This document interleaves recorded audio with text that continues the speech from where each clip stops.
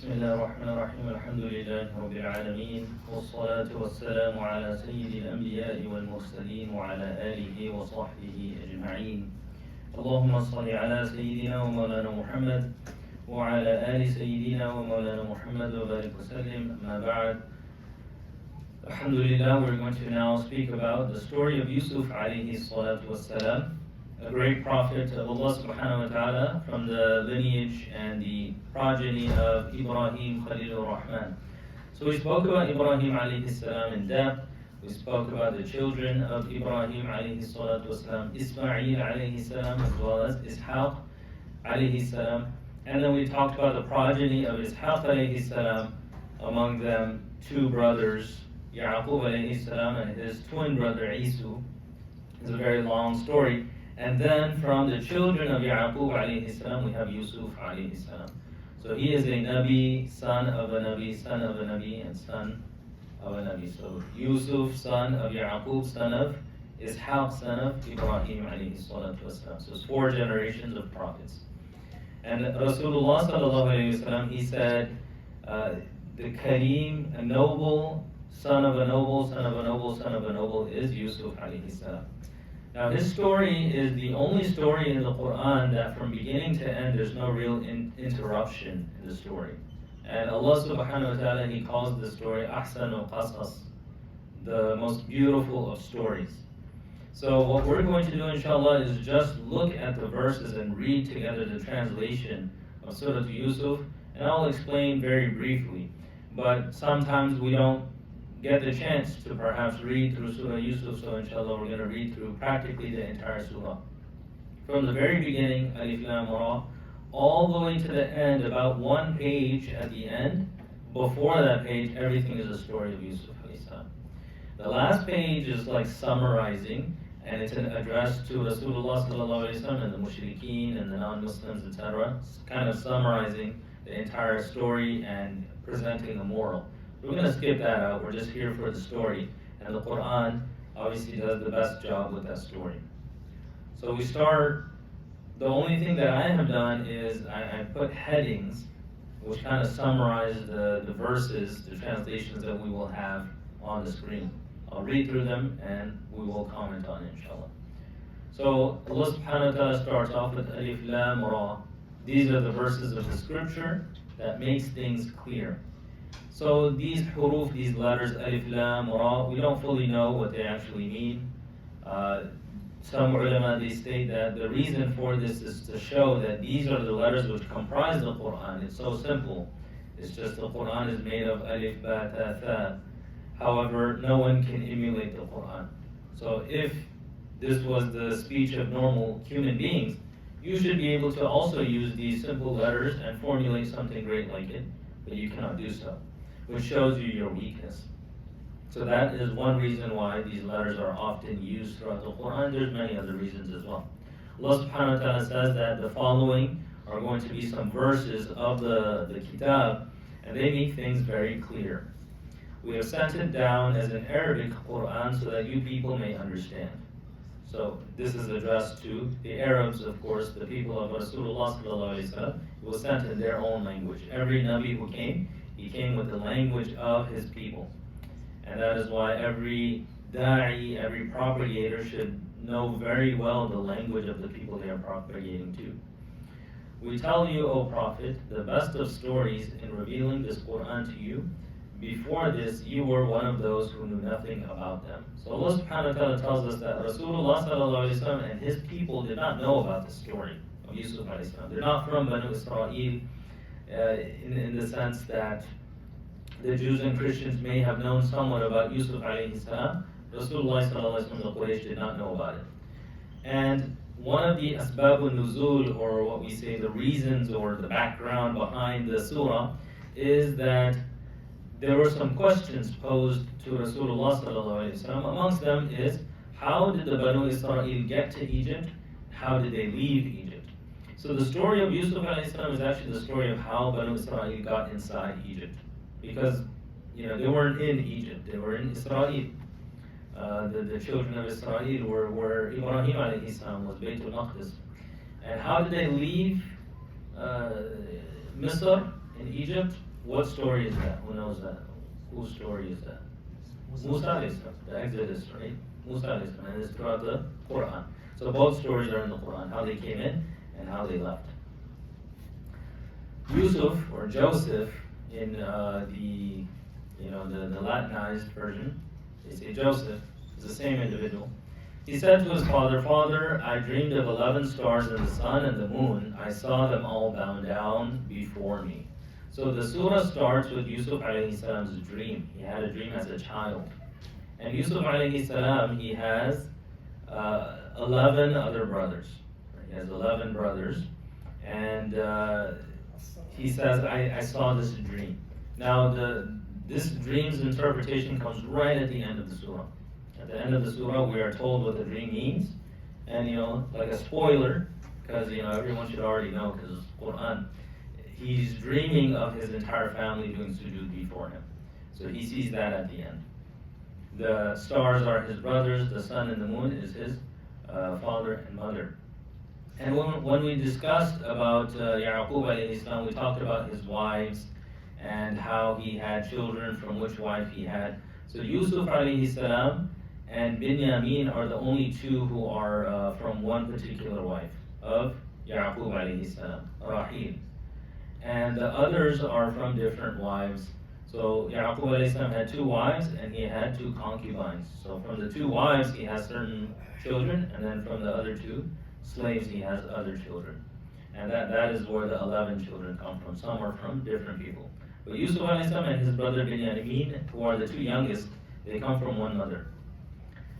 So Yaqub alayhi salam replied, "My son, tell your brothers nothing of this dream, or they may plot to harm you. Shaitan is man's sworn enemy." Yaqub alayhi salam is a prophet. He understands very well what's happening regarding the emotions of his children. His children are a little bit, they're displaying jealousy towards Yusuf alayhi salam. So he says, if you say this dream to them, then what's going to happen is they're going to have more jealousy towards you. They're going to actually harm you even more. So subhanAllah, we already see in the story, they're going to harm him regardless. So if they knew of this dream, they would harm him even more. And inshallah, in the tafsir, Yusuf alayhi salam, he didn't disclose this story to them. This is about how your Lord will choose you, teach you to interpret dreams, and perfect his blessing on you and the house of Yaqub, just as he perfected it earlier on your forefathers, Abraham and Isaac, Ibrahim, Ishaq. Your Lord is all-knowing and wise. So Yaqub alayhi salam gives them the dream interpretation. As a little kid, he says, "This is what I saw." Yaqub alayhi salam is saying, the dream, don't tell anyone what it means, but I'm telling you. It means that Allah is going to choose you, meaning you're going to become a prophet. Number 2, it means that you will be capable of dream interpretation. So this is one of the strengths of Yusuf alayhi salam. Rasulullah sallallahu alayhi wa sallam was also a dream interpreter. Nabi alayhi salatu wasalam had this capability. And Allah subhanahu wa ta'ala will perfect his blessing on you and the house of Yaqub, meaning my family. And he has done this with Ibrahim, Ishaq, meaning this lineage of prophecy is going to continue. So now we go to the reaction. Actually, they didn't even find out about the dream, and still they did this. Yusuf alayhi salam's brothers, their jealousy. So Allah subhanahu wa ta'ala says, there are lessons in the story of Yusuf and his brothers for all who seek them. So this surah is jam-packed with a lot of morals and different things that we can extract. We don't have time for all of that, but there's a lot of psychology, there's a lot of family lessons that a person can learn, how one needs to navigate and maneuver within a family, and join family ties, and forgive and overlook. These are greatly stressed in this story, as well as many other lessons. The brothers of Yusuf alayhi salam said to each other, "Although we are many, Yusuf and his brother are dearer to our father than we are. Our father is clearly in the wrong." So their logic was that we're strong, we're big, we are many in number, but for some reason our father was a great prophet. These are Muslims, they're the children of Yaqub alayhi salam, they have Iman. So they're saying that we don't understand why our father gives so much attention to Yusuf alayhi salam and Binyamin. They're small, they're little, and we're strong and we have capability of doing things. Why our father is wrong. So firstly, sometimes jealousy leads to this, where, we start criticizing, and they're criticizing their father who was a prophet of Allah subhanahu wa ta'ala. And, Yaqub alayhi salam, he had an attachment to Yusuf alayhi salam and Binyamin. However, he was still fair with everyone. It was not that he was unfair to the other brothers. It's just they were vying for his love and attention, and they saw that his attention would go towards the smaller ones. The brothers said to each other, this is a typo, the same ayah. So basically here, I missed a verse. In this verse, the brothers, they say that kill Yusuf or throw him in a far away land. وَقُتُلُوا يُوسُف أَوْ اطْرَحُوهُ أَرْضًا يَخْلُ لَكُمْ وَجْهُ أَبِيكُمْ. Put him in a far place so your father will love you. And after that you can do tawbah. That was their plan. To kill Yusuf or just take him and just drop him somewhere really far away. If you do that, then Yaqub alayhi salam's love will be directed towards you. And then after that, we know it's wrong, we'll do tawbah. So see how they rationalize what they're doing. And sometimes we do this with our nafs too. You know something is wrong, so okay, just do it, and then you do tawbah after. Allah is Ghafurur Rahim. This is incorrect. This is to make a mockery out of Allah subhanahu wa ta'ala, using Allah subhanahu wa ta'ala's kindness as kind of your own excuse to do whatever you want. It's possible Allah doesn't forgive because of that attitude. Right? So this was their plan: kill him, take him somewhere far away. Yeah, we know it's wrong, we'll do tawbah. So then another of them said, don't kill Yusuf alayhi salam, but if you have to, throw him in the hidden depths of a well or some caravan may pick him up. So some scholars say that this was the older brother, the oldest one. His name is Rubi. And they say that he is the same individual who has an issue later on. If we get there, we'll talk about it, inshallah, where he doesn't want to go back out of shame due to what they have done. So his suggestions: don't do this. This is really bad, and it's going to hurt our father a lot if you kill him, or if you just leave him somewhere for him to die. Put him in a well, because people come by wells often. Someone will find him.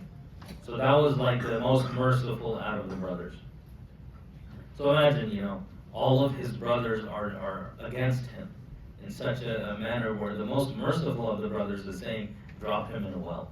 So no one on his side. They then made this plan: okay, we're going to drop him in a well. They said to their father, why do you not trust us with Yusuf? We wish him well. So that, their father knew, he could feel this, but as a person, if you feel something and it's not like concrete, you're not allowed to call someone out on it. You can't be like, I think you want to kill your brother.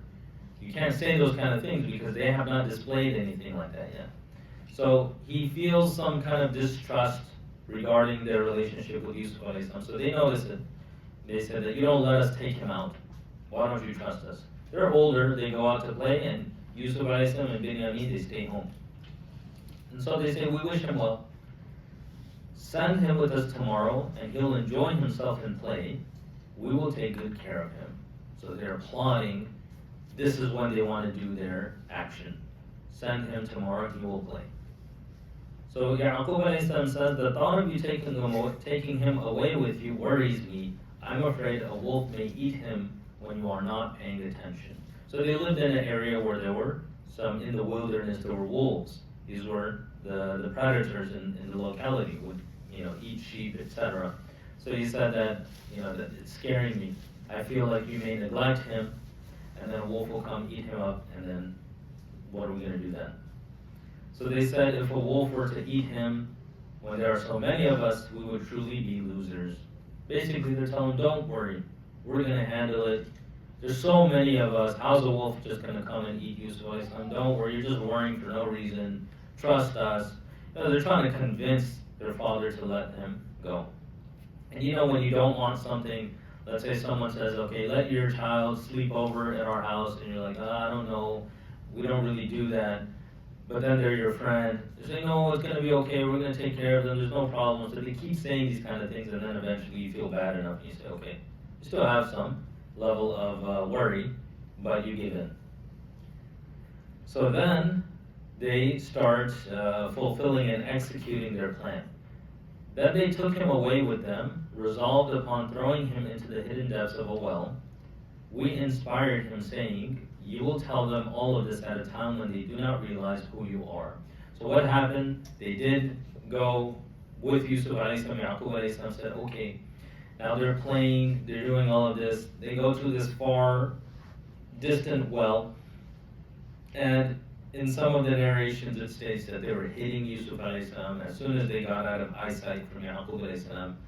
When they're in front of their father, they're treating him nice, but as soon as they leave, they start hitting him, yelling at him, abusing him verbally, and so they throw him in a well. In the well, this well was kind of dry. There's only a little bit of water on the side, so it wasn't like he was swimming. It was a raised platform in the bottom of the well, so he was standing there, and there was a little bit of water on the side, and they left him in there.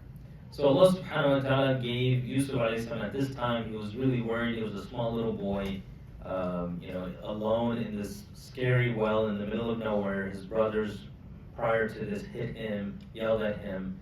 So he must be crying. He must be in a very upset state.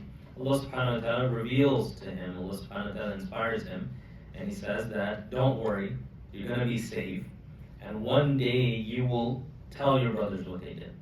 Meaning it's like a type of revenge. Not in a negative sense, as inshallah we'll see later on how Yusuf alayhi salam reacts.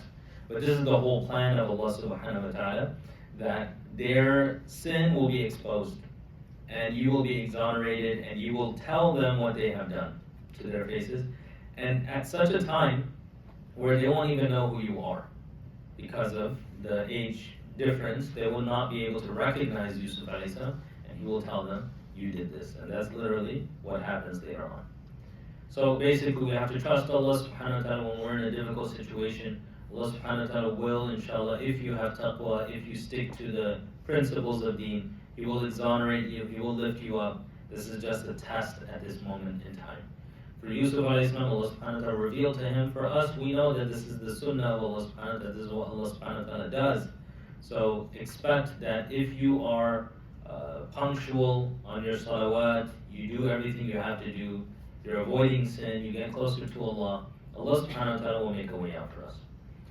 So it says here, at nightfall they returned to their father weeping. So they waited till it was nighttime, they come out, they came back home, they're crying. Yaqub alayhi salam comes out of the house. They said, "We went off racing one another, leaving Yusuf behind with our things, and a wolf ate him. You won't believe us, though we're telling the truth." So the same thing that Yaqub alayhi salam was afraid of, they said happened. A wolf came, ate Yusuf alayhi salam.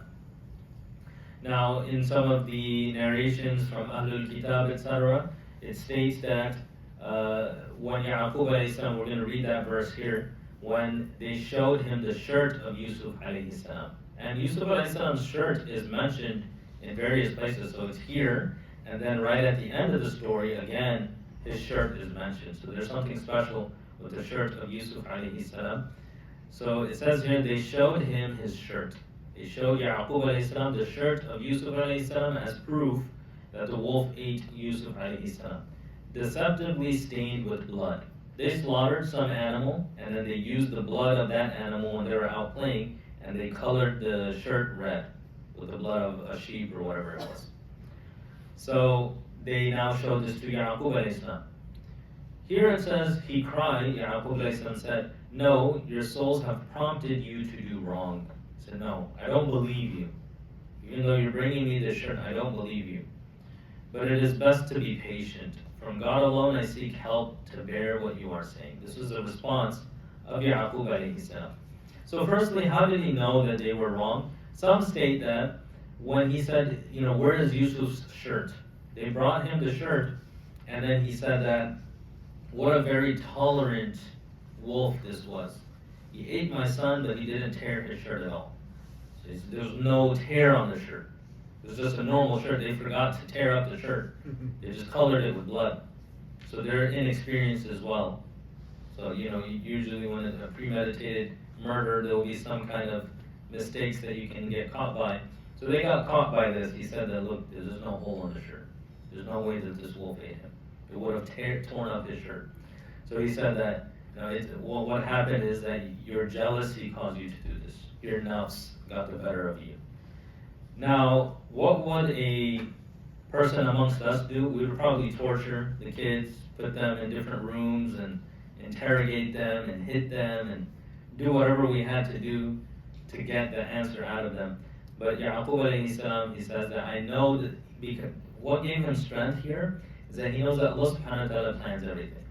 He's a Nabi and he trusts Allah subhanahu wa ta'ala, and he knows, he's always thinking about Allah and he's always aware of Allah, so he's aware at this moment that this is also part of Allah's plan. And if it's part of Allah's plan, there's some wisdom behind it, and Allah's, for me, it's a test. So you did this, but it's coming from Allah subhanahu wa ta'ala. I'm going to be patient.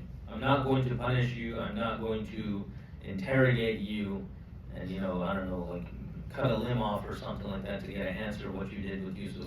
We watch so many, murder mystery shows. We'd be like, yeah, I know what to do. Give me a wrench and break that guy's pinky, and he'll be all right after that. But Yaqub alayhi salam said, no, there's a reason, there's a hikmah behind it. So I'm just going to wait, I'm going to be patient. I'm going to seek help from Allah subhanahu wa ta'ala.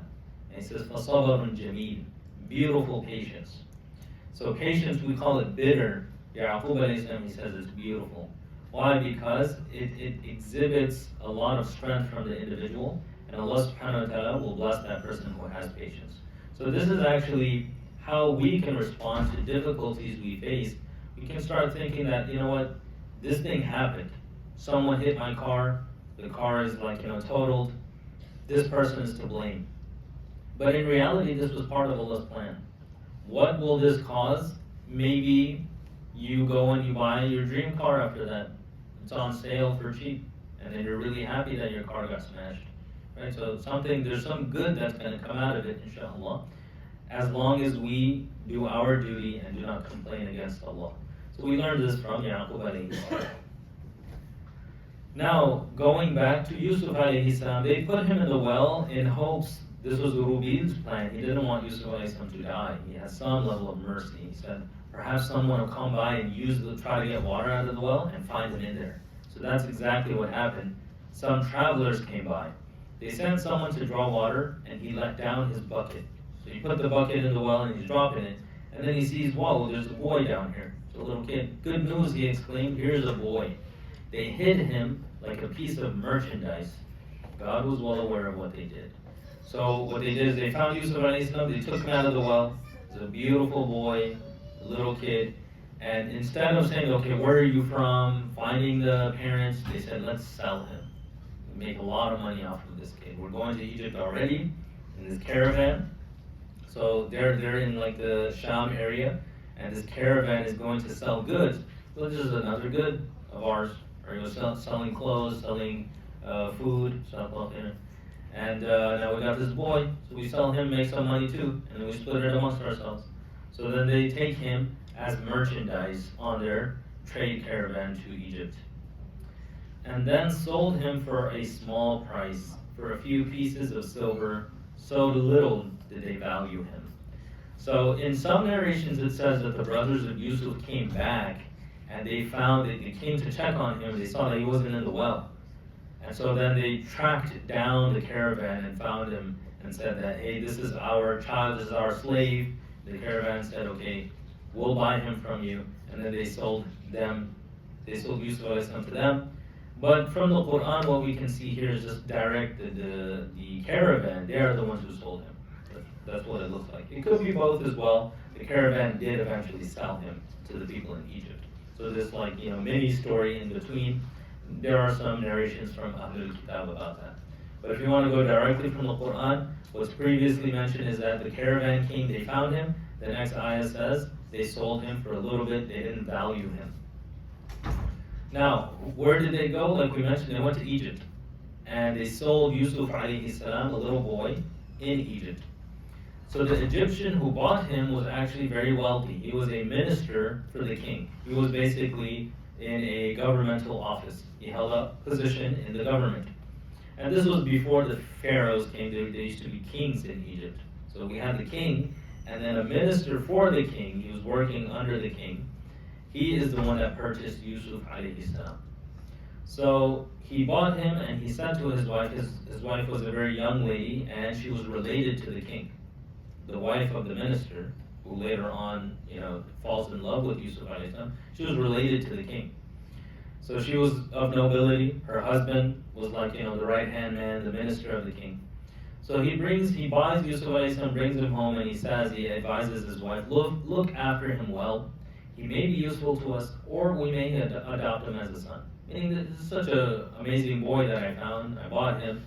We can, perhaps they couldn't have children, it seems, so we can adopt him as a son. And like in Surah Al-Qasas, Allah subhanahu wa ta'ala says that he put the love of Musa alayhi salam in the hearts of people. So whenever anyone saw Musa alayhi salam as a baby, as a child, they fell in love with him. So all the more Yusuf alayhi salam, who Rasulullah sallallahu alayhi wasallam stated about him when he went for the Mi'raj journey, he said, I saw Yusuf alayhi salam, and he was given half of the beauty of humanity. So فَإِذَا هُوَ لَهُ شَطْرُ الْحُسْنِ. He has half of all of beauty. So imagine him as a child. So he's like, okay, maybe we take him as a son, maybe we train him, he's going to be maybe a political figure in the future, something. Look after him. That's your duty. In this way, we settled Joseph in that land and later taught him how to interpret dreams. So Allah subhanahu wa ta'ala says, look at the plan of Allah, how it's unfolding. There are individual setbacks, but these setbacks are part of the greater plan. Right? This must occur for Yusuf alayhi salam to reach the throne, as we titled it, from the well to the throne. So Yusuf alayhi salam had to go into the well in order to sit on the throne at the end. So we can also take a lesson from this, that you have setbacks in your life. We all have setbacks, and we look at it and we see it as a calamity. But perhaps this is a part of the journey, because the end result, inshallah, is going to be much greater. So we think good of Allah subhanahu wa ta'ala. We don't think that Allah is punishing me. Unless we're doing sin, then that's a reason why Allah may be punishing you. But if you're doing everything right, and you're experiencing setbacks, experiencing things that are not going right, inshallah, it's just so that you may be tested, so Allah will lift your ranks. So this is what happens to Yusuf alayhi salam. So Allah subhanahu wa ta'ala states that this is how Allah established Yusuf in the land, and later Allah teaches him how to interpret dreams. Allah always prevails in His purpose, though most people do not realize it. So you as a believer, your responsibility is to think good of Allah subhanahu wa ta'ala. Do not think bad of Allah subhanahu wa ta'ala. You need to zoom out from your current situation instead of zooming in and just focusing on this one negative. This one negative becomes a positive when you look at the great picture. Right? Because without this negative, you could not have the good ending. Now, if you see your entire story, inshallah, you end up in Jannah, then every single thing you did leads to you going to Jannah. So what can be bad about Jannah? That's the ultimate success. So if you experience some kind of setback today, when you see that the end result was you going into Jannah, that setback was actually a good thing, because it allowed you to go there. Then there's fast forwarding in the story. He's a boy here and he grows. When he reached maturity, we gave him judgment and knowledge.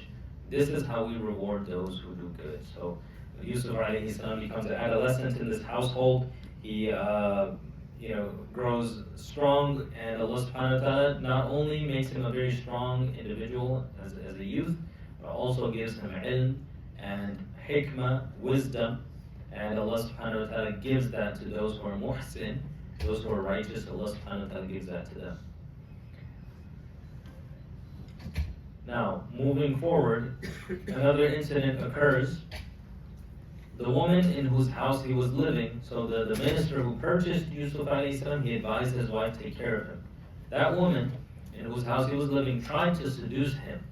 She fell in love with Yusuf alayhi salam. It was supposed to be kind of like his, you could say, foster mother. But she didn't see herself as that. And she fell in love with Yusuf alayhi salam because of his extreme beauty. She bolted the doors and said, "Come to me." And he replied, "God forbid, my master has been good to me, wrongdoers never prosper." So this is a very important ayah here. She falls in love with Yusuf alayhi salam, and then later on she justifies it by saying that she invites other people. We'll see that story, that she was muttar, she was forced into the situation because she couldn't control herself because of his extreme beauty. But when you look at Yusuf alayhi salam, his response to that, now she was not a old lady, she was not unattractive, she was noble, she was beautiful, and she was very young as well. Perhaps a little bit older than Yusuf alayhi salam, but not too much. And she was extremely beautiful, good akhlaq, everything was there. So there was no reason actually for a person who had desires to reject her. Everything was secret, everything was hidden.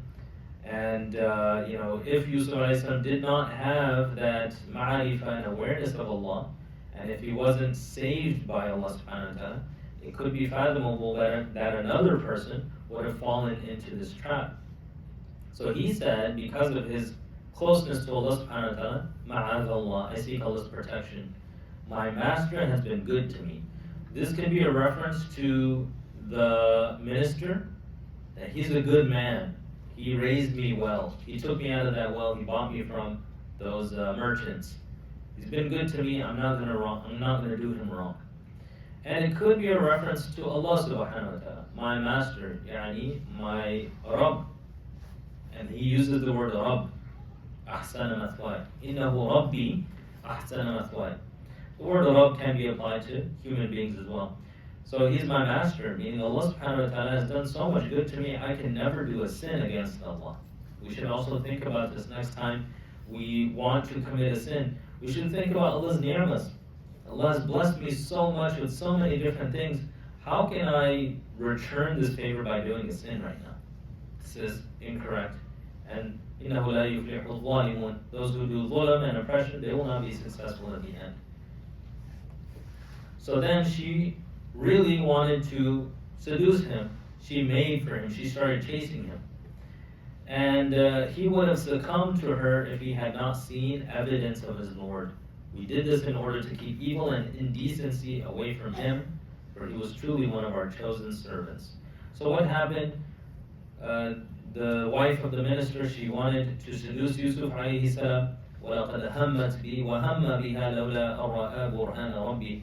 He would have succumbed to it. Allah subhanahu wa ta'ala says, Yusuf alayhi salam, if it had not been for Allah subhanahu wa ta'ala's care and Allah subhanahu wa ta'ala's protection and Allah subhanahu wa ta'ala's love for Yusuf alayhi salam, he would have succumbed. Meaning there was no reason for a normal person to reject her, but he had so much taqwa from Allah subhanahu wa ta'ala that he was capable of doing this. So this is the answer for us today. If we feel like we're incapable of rejecting my desires, I'm incapable of staying away from my desires, the true thing is taqwa. If we develop taqwa and the fear and the awareness of Allah, how do you develop taqwa? You become aware of Allah subhanahu wa ta'ala. You stay away from sin. You start doing worship while focusing on Allah subhanahu wa ta'ala. You learn the deen, you put it into practice. This will give you strength in times of weakness. This was the time of weakness, where a person, if they were weak, they would break at this time. And they would do a kabir sin, a major sin. But because of his taqwa, Allah subhanahu wa ta'ala saved him. So this is a lesson for all of us. When you are in a normal state, not in a state of difficulty, cultivate your taqwa. Then when difficulties come your way, you will be able to surpass that trial and tribulation. So Allah subhanahu wa ta'ala says that if he didn't see the sign of Allah, he would have succumbed. What was the sign of Allah subhanahu wa ta'ala? Some have stated that he saw a verse of the Quran, and it said that وَلَا تَقْرَبُوا الزِّنَا. This is a verse of the Quran. So Yusuf alayhi salam saw this verse written, kind of like, it wasn't actually written in ink, but he could see the verse, and it reminded him, do not approach zina. Some state that he saw an image of Ya'qub alayhi salam, kind of like a hologram, if you will, projected before him. Ya'qub alayhi salam was making a gesture, don't do it. So that kind of snapped him out of that desire. And some state that the woman, she had an idol at the house. So she went to the idol and she put a scarf or a blanket over the idol so the idol wouldn't see what she was about to do. So when he saw that, it reminded him that Allah subhanahu wa ta'ala, you cannot put a blanket over Allah. You cannot just cover Allah subhanahu wa ta'ala. She did that because she thought the idol would not see. And then because she realizes that this is against haya and this is immodest. So I cannot allow my idol to see me in this situation. How can Yusuf alayhi salam allow himself to be seen by Allah in this situation? So these are things that you and I can think about next time we are, we have that desire to sin. How can I let myself be seen by Allah like this? And there's no way you can run away from Allah subhanahu wa ta'ala. Allah always watches. So then there was an altercation. They raced for the door. So Yusuf alayhi salam, he tried to get out of there because this was a very bad situation and it was very dangerous for his iman. He tried to race for the door and she chased him. So she was behind him. She tore his shirt from behind, and at the door they met her husband. So he was coming back, and once he reached the door, she ran behind him. She tore his shirt from behind. They found that her husband was at the door. So now she tries to make an excuse and tries to turn the story around. She said, "What other than prison or painful punishment should be the reward of someone who tried to dishonor your wife?" So as soon as he comes home, she basically says that he tried to dishonor me. You need to put him in prison. You need to give him some kind of painful punishment. This is what happened when you were away. And she tries to take the floor immediately because she feels that if I give my excuse first, he'll believe me. So Yusuf alayhi salam, he said, actually she tried to seduce me. So this is another lesson that we can learn. It is not wrong for us to speak up if you are trying to protect yourself from anything wrong. If someone has wronged you, you can speak up about that. It's not considered sabr. Like you wouldn't say to Yusuf alayhi salam, just be patient. This lady is trying to malign him and trying to attribute something indecent to him. So his character and his dignity needs to be preserved.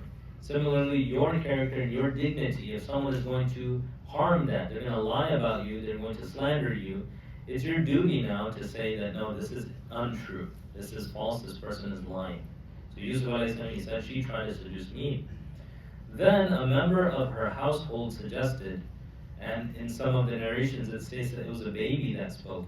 There was a baby at the house. So she didn't try to, prevent the baby from seeing because the baby wouldn't understand.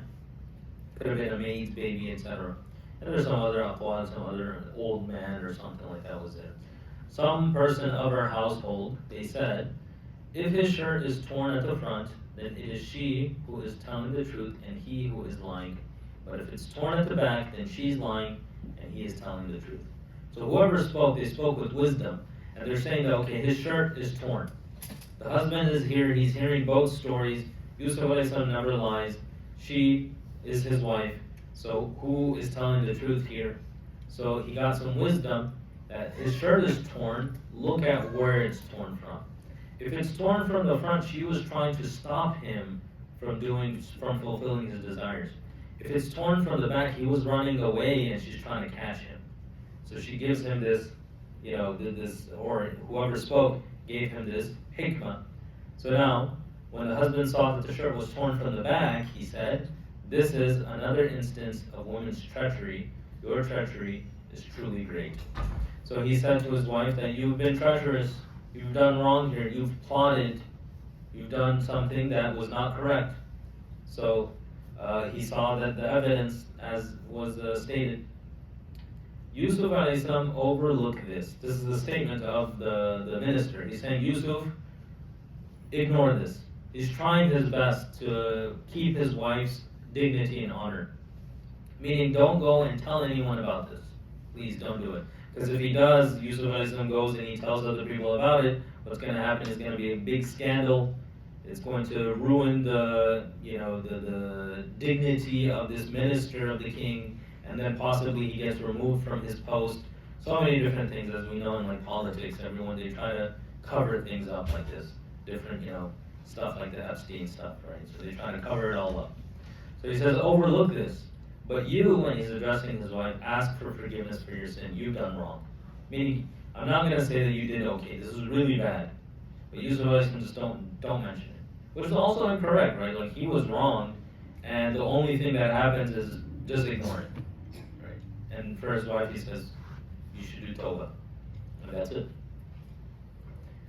So now, she's off the hook, slap on the wrist, and Yusuf alayhi salam still in the house. He has to deal with this now. And once something like this occurs, that relationship is never going to be the same again. It's going to be very awkward. But still, he's patient. He's going through that. Somehow, this information did spread. Yusuf didn't say anything. But the women of the city, they found out about this woman's love for Yusuf. So they said, the governor's wife is trying to seduce her slave. Like, how scandalous. And the women are spreading these rumors like, oh, did you hear what happened in the governor's house, the minister's house? She tried to seduce their own slave. How shameful. And so now it's spreading throughout the city. Love for him consumes her heart. It's very scandalous to hear. It's like some governor or mayor falling in love with his servant or something like that, and all of this and that. It is clear to us that she has gone astray. So they're making fun of her, they're talking a lot of trash behind her back. She obviously hears it through the grapevine, and she's not happy about that. When she heard their malicious talk, she prepared a banquet and sent for them. So she has wisdom. This lady, she's not a fool. She comes from nobility. She was overcome with her desire for Yusuf because of his extreme beauty. In Qasas al-Anbiya of Ibn Kathir, he states that Yusuf used to cover his face because he was so handsome and women would fall in love with him. So he would have to wear niqab, Yusuf. Right? So, she's trying to say that it's not my fault. It would happen to any woman if they saw him. So anyway, she heard their gossip. She invited them for a banquet. And so they were all cooking for the banquet. Like, women get together and they're cooking. Gave each of them a knife. She said to Yusuf, come out and show yourself to them. So they're like, oh, here's the slave coming. And when the women saw him, they were stunned by his beauty, and they cut their hands, exclaiming, great God, he cannot be mortal. He must be a precious angel. So his beauty was so much that they're in the middle of cutting their fruits and vegetables. As he comes out, they're just, their hands are still doing like multitasking, and they're just so enthralled by his beauty, and then they cut their hands. So this was the beauty of Yusuf, and now they see what she saw in him, and they kind of understand that she was kind of forced into this situation. She wasn't really forced. We cannot say that she's, exempt from sin. This was wrong what she did, but for any normal person, they would somewhat understand or empathize with her. She said, this is the one you blamed me for. I tried to seduce him, and he wanted to remain chaste. But if he does not do what I command now, he will be put in prison and degraded. So she addresses the people, the women there. She said, this is what you were blaming me about. You guys were gossiping. I know you were gossiping. This is why I invited you here. Now you see, you yourselves would have done the same thing. And then she renews her incorrect intention. She's like, I'm going to try to seduce him again. Right? She just like announces it in front of everybody. If he doesn't do what I command now, meaning I still want to fulfill my desires with him. If he doesn't do it, he's going to go to prison, and he's going to be humiliated. So she like makes this announcement. So Yusuf he makes a dua at this moment. Imagine he's helpless in this situation. Alhamdulillah, we're not in this situation where we have no other option. We can run away. We can do something. We can get a restraining order or something like that. Right? Do what you have to do. But Yusuf he has nowhere else to go. This is the only place where he lives. So he makes a dua to Allah subhanahu wa ta'ala, my Lord, I would prefer prison to what these women are calling me to do. If you do not protect me from their treachery, I shall yield to them and do wrong. So he's saying, Ya Allah, I need your protection. Because this is, fitna is occurring, seductions are happening left and right. I need to get out of this situation. He's asking Allah, take me out of this environment. And that is the key, that for all of us, if you're struggling with sin, especially with the opposite gender, you need to get out of that environment that you're in. You need to surround yourself with khayr and good. Come to the masjid. That's why in the masjid we have like segregated sections so that we can focus on our ibadah. So you take yourself out of those places and put yourself in khayr. So he's asking Allah, I would rather go to prison. Prison's better than this. So Yusuf he had so much taqwa and so much love of Allah subhanahu wa ta'ala.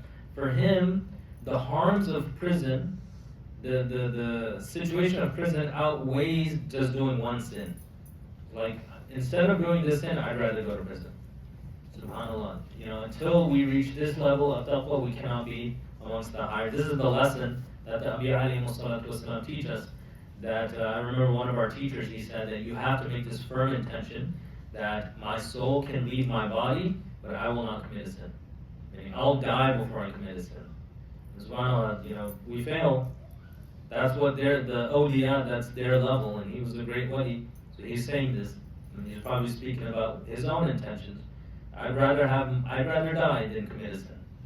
So Yusuf alayhi salam said, I'd rather go to prison. And what kind of sentence? Like a lifetime sentence. It's not like how we have here. It's just you're thrown in prison, and whenever they want, they'll take you out. And he was there indefinitely until someone came, and we'll see how he gets out of the prison. When is the session over? At 7:10? 7:15? 7:10. Okay. So he's like, I'd rather go to prison. And his Lord answered his prayer and protected him from their treachery. He is the all-hearing and all-knowing. So Allah subhanahu wa ta'ala did protect Yusuf alayhi salam, but it did mean that eventually he goes to prison. In the end, they thought it best, after seeing all the signs of his innocence, that they should imprison him for a while. So this was the solution they reached. The husband comes back and he sees the situation again. He knows that it's not going to fix itself. You can't just ignore stuff like this, right? It happens once, it happens again. It's going to happen a third time. So he says, okay, the best thing, this was a strange situation, innocent person, let's put him in prison to save our name.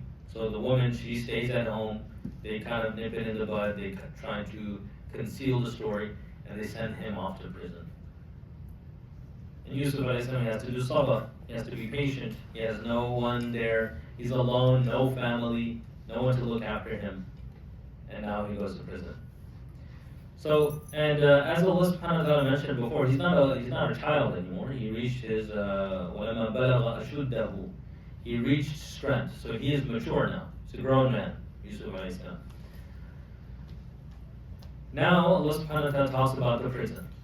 Two young men went into prison alongside him. So he's already in prison now. So the story jumps forward. Yusuf alayhi salam is already sentenced to prison for whatever crime they said he did.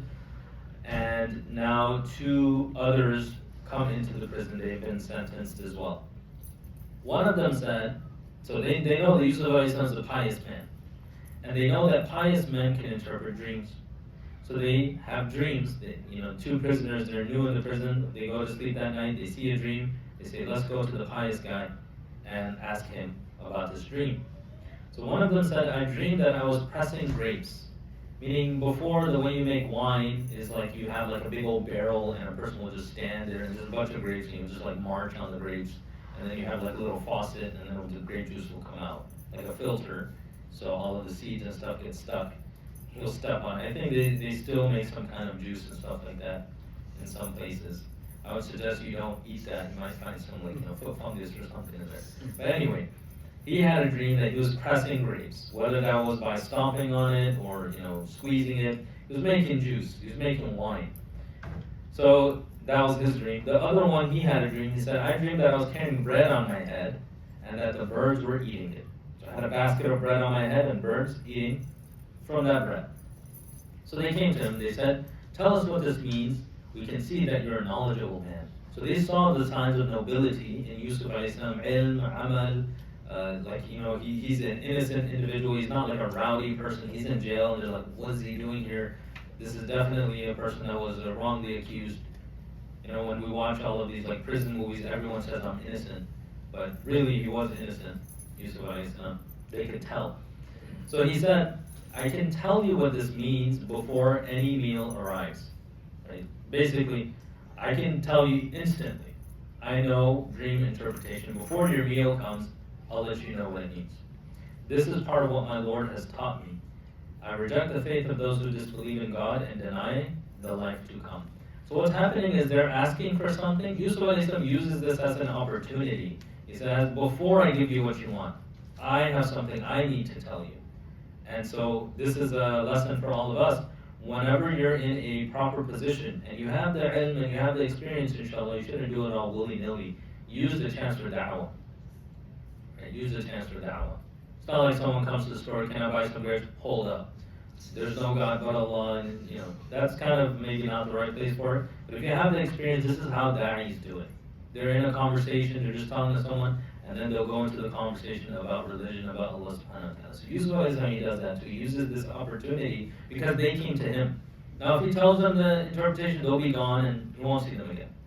So before I give you what you want, you listen to me, what I have to say. So he says, he uses this opportunity as da'wah. And now from this we see that all the prophets, they use opportunities for da'wah. Every prophet is da'wah. Yusuf alayhi salam is a very complex situation in his life, but still he has time to do the da'wah of Allah. And from this we can also learn, in whatever situation he was in throughout his life, he was definitely using appropriate chances for da'wah. This is one example of that. So he says, I reject the faith of those who disbelieve in God and deny the life to come. You're about to see something from me. I'm going to give you an accurate description of what the dream means. Allah taught me this. So understand that Allah is the one who does everything. And he says, and I follow the faith of my forefathers, Ibrahim, Ishaq, and Yaqub. So he mentions these are literally his forefathers, his father, grandfather, and great-grandfather. Because of God's grace to us and to all mankind, we would never worship anything besides Allah, but most people are ungrateful. So he introduces them to Allah, he introduces them to the pious, the Anbiya alayhi salatu wasalam, and he gives them da'wah. Now, he still continues with the da'wah. He says, fellow prisoners, would many diverse gods be better than God, the one, the all-powerful? So he gives them a rational response too. Firstly, he says that you see all of this from me. I got this because I believe in Allah. So understand that should be your first proof. You see me as a noble, pious, and good person. Whatever I have is because I follow Allah subhanahu wa ta'ala, using the methods of my forefathers, Yaqub, Ishaq, and Ibrahim alayhi salam. These are your examples. Then he goes and gives a rational response why you should believe in one God. Are many gods better or one? So just think about it. Right? If you have many gods, they would argue with one another. My way, he's saying my way, then they would fight, like in Greek mythology. It's like, you guys aren't powerful at all. You guys just always fighting. Even Zeus, Kratos comes and then kills him eventually, right? Those of you who know. So he's saying that, does it make sense that you have diverse gods? Just one Allah, that's going to make sense? All those you worship instead of him are mere names you and your forefathers have invented, names for which God has sent down no sanction. So all these different idols you're doing, doesn't make any sense. He's bringing their attention towards that. Authority belongs to Allah alone, and he orders you to worship none but him. This is the true faith, though most people do not realize it. Okay, so we can pause here, inshallah. We said 7:10, right? So we can pause here for. Do we have something? Where's the number? It's actually 7:15. 7:15. So we can continue, inshallah. Then we'll have another session after Salatul Maghrib as well. We'll continue this after Salatul Maghrib. So now he gets to the interpretation. He gave them this complete da'wah. And it's very concise, but it's really there. He tells them about his position, what he believes in, who has given him honor as Allah. He talks to them about the Anbiya alayhi salam, Ibrahim, Ishaq, Yaqub. Then he gives them a rational response. Think about this. Does it make sense that you have multiple gods, demigods, in this weird pantheon system? Or one God? Does that make sense? So the complete da'wah is done in a few sentences. Then he gives them the dream interpretation. And notice he doesn't ramble. Some of us have this problem rambling. We just keep talking and talking. And then the person will be like, you know what? I don't need the dream interpretation. I'm just going to go sleep. Thanks. But he does very concise and nicely. So we can learn that as well, that we shouldn't, one thing I try to pay attention to, and I do it, but other people don't understand. Now if I do it, inshallah, you'll understand. Someone's talking to you, and if you are the one talking and they start looking around, that means they want to leave. So stop your talking and let them go. You're talking so much that you're holding the guy, and then he's just looking around and he's doing this and that. He's not interested. If a person's interested, they're looking at you, they're focused. If he's looking this and that, let him go. You're giving him taklif and difficulty. Similarly, you're talking to someone, they're just talking and talking, you're starting to look around, they don't get the clue. So don't ramble on. That's also giving difficulty to other Muslims. Keep your kalam short, unless you're with your friend and he's engaged. So now, Yusuf alayhi teaches them the dream interpretations. He says, fellow prisoners, one of you will serve his master with wine. The first one that dreamt that he is pressing grapes, he said that you'll leave actually. You're going to make it out of the prison. That's the interpretation. And you will go and serve your master with wine. The other will be crucified, and the birds will peck at his head, meaning, sorry, but you're going to die. And that birds eating the bread on your head means that when you're crucified, and birds come and they start biting on the top of your head and start eating. That is the end of the matter on which you asked my opinion. So one got a really good response, one didn't. These two, it is stated that they came from the king's court. Both of them were the king's, one was the one that served drinks to the king, and the other gave bread to the king. They were charged with treason because they thought that they tried to poison the king. It was like some superstition or something like that. Someone tried to poison the king, and these two were sent to the prison. So the one that was the winemaker, he was found to be innocent, and then the other one was guilty, so then he was crucified. So now, the one who was going to make it out, Yusuf addresses him. He says to the one he knew would be saved. Now, he gave the dream interpretation. Mention me to your master, meaning the king. You are from the king's court. You're going to get out of here. Other guy, sorry. What can I say? You're going to die, right? So I don't know what happened to the other dude. He probably just went to his cell and cried or something. As for the other one, he said, mention me to the king. Once you're going to get out, talk about there's a guy in prison, he's falsely put in there. So again, you learn a lesson that you can mention these kind of things. If you are falsely accused, you have the right to defend yourself. And kind of like, what do we call it today? Like a plug. Just like, mention me. Here's my handle here. Put on the flyer. Anyway, mention me to your master. But Shaitan made him forget to do this.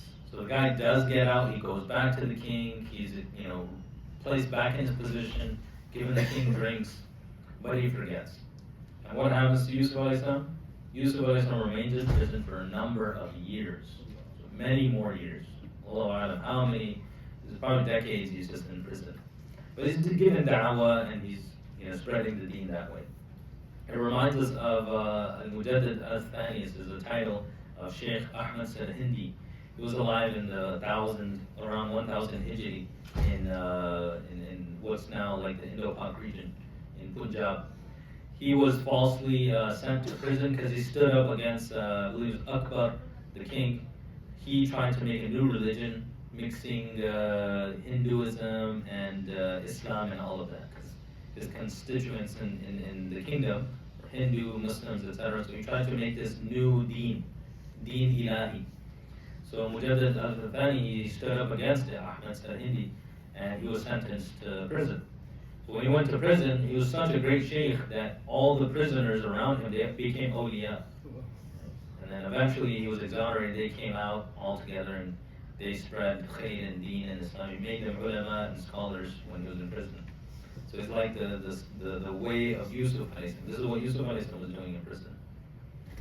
So now, we'll pause here and we'll continue after the salah about the king and how Yusuf alayhi gets out of prison, inshallah.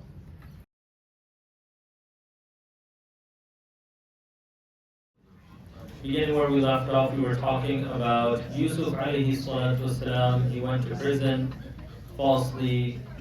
He's innocent, of course. He sees two inmates and they have different dreams. He gives the interpretation of the dream. One person will go back and work for the king. The other person is going to die, unfortunately. And so he mentions to the person who is going to go back to the king that remember me and mention about me to the king, that there is this individual falsely accused, he's a good person, and he's in prison. Meaning, like to get me out because he's falsely accused. Now this person, he goes back and he starts working for the king again, but he forgot to mention about Yusuf alayhi salam. It says that Shaitan made him forget.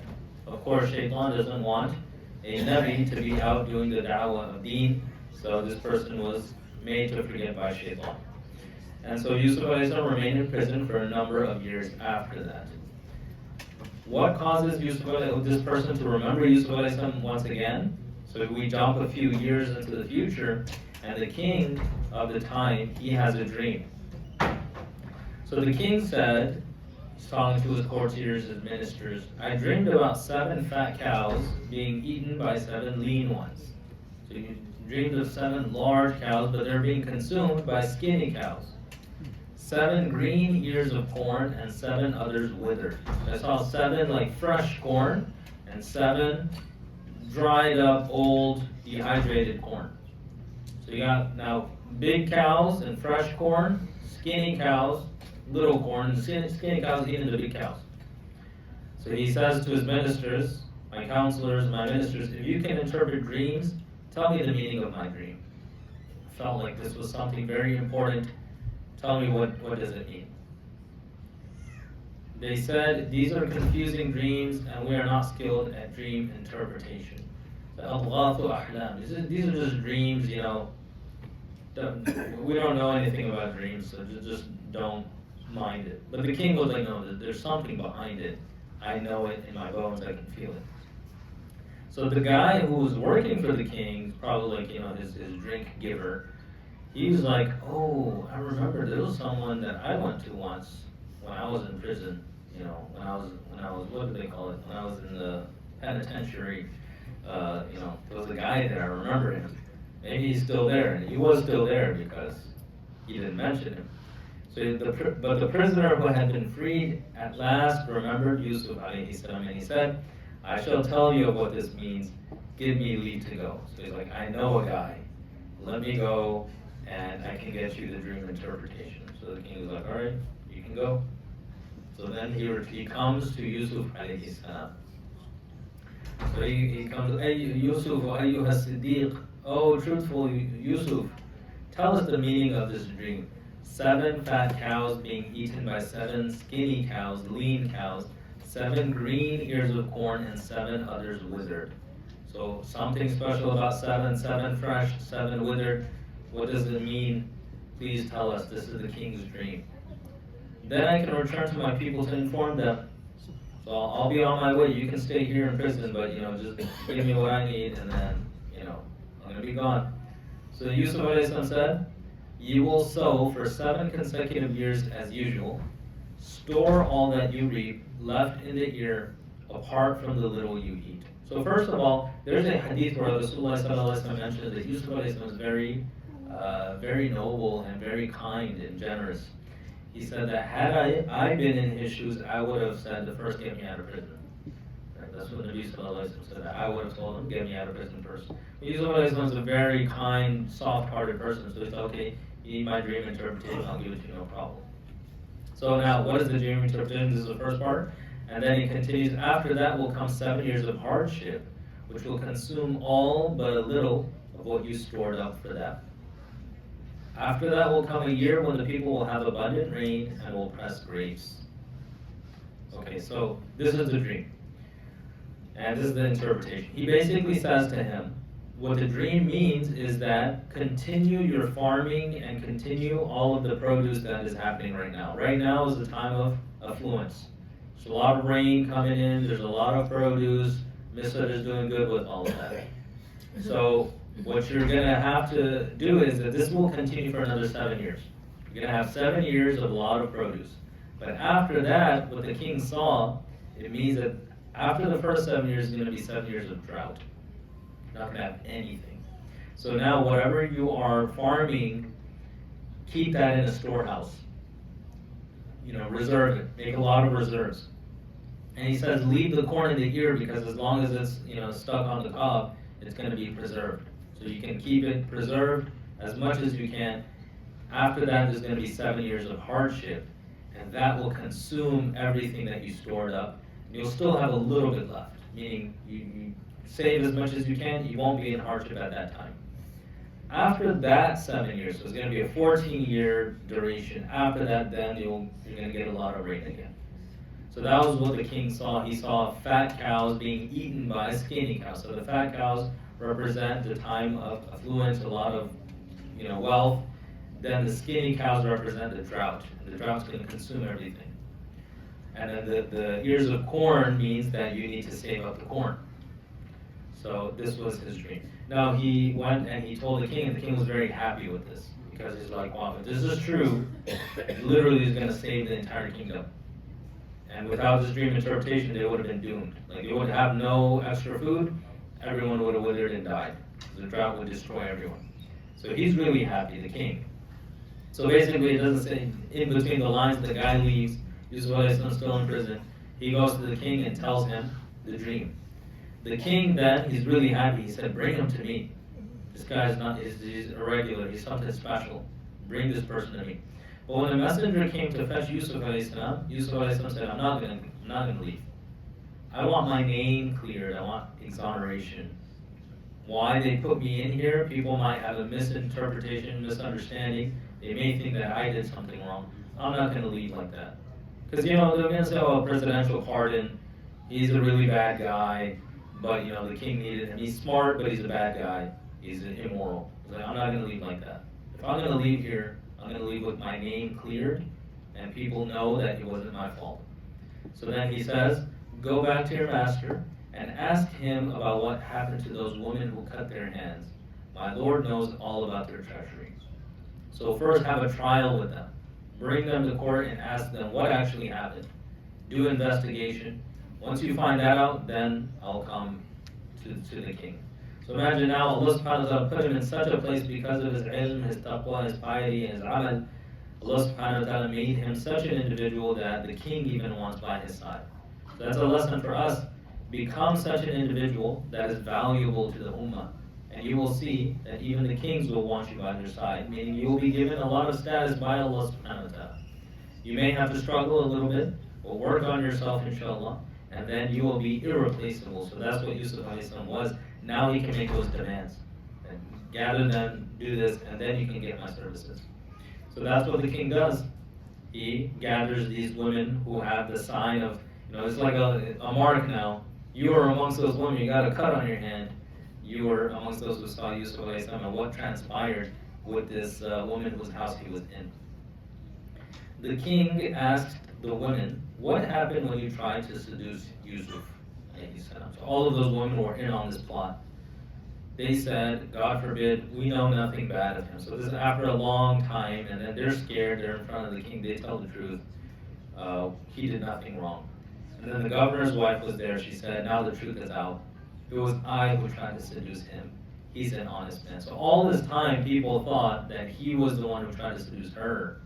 And now the truth comes out. So imagine how much sabr. And for a noble person to know that other people are thinking bad about you is very difficult. Very difficult for a person to know that people think bad about you. So he was, harboring all of this. He was patient through all of this. And then on top of that, what happened with his brother, that's, just another whole story that's going to unravel later on. But this is the current situation. Now his name is exonerated. Allah subhanahu wa ta'ala has brought back his dignity and honor, and people know him to be a noble person. So he's like, okay, you did this for me, now I'm ready to come out. Yusuf said, that was for my master to know that I didn't betray him behind his back. Allah does not guide the mischief of the treacherous. So again, here you could look at it both ways. Yusuf is talking about the wazir, the Aziz Misr, that I wanted him to know, to get that surety that I did not do anything with your wife. You should know this for sure. And now it's clear. Or it could mean that, I wanted to exonerate my name before Allah. Of course, Allah knows, but it's more likely the first situation that, this person, maybe he was holding something, and maybe something happened, maybe she's right, but now she admitted it, and all these ladies admitted it. I do not pretend to be blameless, for man's very soul incites him to evil unless my Lord shows mercy. He is most forgiving, most merciful. Meaning Yusuf is saying that I'm not perfect. He is, but he's being humble, right? These are Anbiya alayhi salatu wasalam, so it's his humility. وَمَا أُبَرِّئُ نَفْسِي. Meaning my nafs also feels things. So he says, I could feel regarding her. And if it wasn't for Allah subhanahu wa ta'ala, I might have made a slip up. But Allah subhanahu wa ta'ala saved me. So now that whole situation is solved. Yusuf alayhi salam's dignity is there. Everyone knows what happened, and he is exonerated. SubhanAllah, you can't really pay someone back for all of that time lost. It just reminds me of those individuals who were falsely placed in prison. 20, 30 years later, they're found to be innocent due to forensics or something like that. They come out, they give them like $10,000. What is that going to do? 20 years of this person's life is gone because of a false accusation. So now the king says, bring him to me.